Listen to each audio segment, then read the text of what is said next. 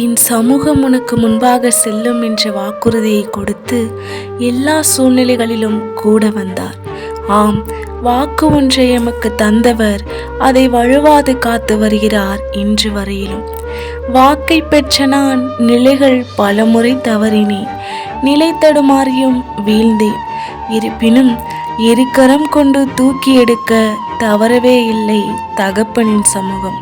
சுற்றிலும் எனக்குள்ளும் குறைகள் பல இருக்கத்தான் செய்தது. இருந்தும் நிறைவானவரின் சமூகம் அவைகளை நிறைவாக்க தவறவே இல்லை. கேள்விகள் பல இருந்தது, வினவுவதற்கு முன்பாகவே விடை கொடுக்க தவறவில்லை விரைவானவரின் சமூகம். குழப்பங்களுக்கு ஆலோசனை தந்து, கலக்கங்களுக்கு ஆறுதல் தந்து, காயங்களையும் சேர்த்து கட்டி ஆற்றியது என் காதலின் சமூகம். வழி தவறி போக முற்பட்ட நேரங்களிலும் வழியை அடைத்து நேர்வழிப்படுத்தியது நேசரின் சமூகம்.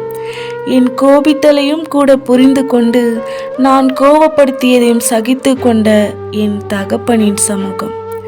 தனியாத அவரது தழையழி என்னை நித்தமும் தாங்கியதால் தனிமை என்ற ஒன்றை நான் விரும்பியும் பெறவில்லை.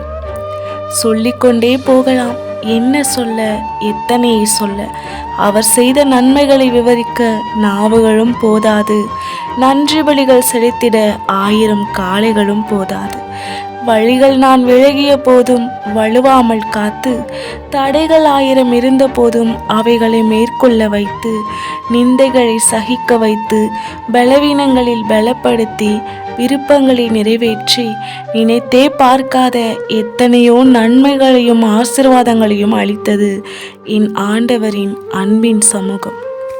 அறியாத வழிகளையும் தெரியாத பாதைகளிலும் திடன் தந்து நடத்தி தினந்தோறும் புது கிருபைகளை பொழிந்தது புண்ணியரின் சமூகம். என்னோடு தொடங்கிய அநேகர் தொலைந்து போயிருக்கையில் என்னை மட்டும் இன்றும் அவரில் நிலைத்திருக்க செய்தது என்மேல் விருப்பம் வைத்த விலகாதவரின் சமூகம்.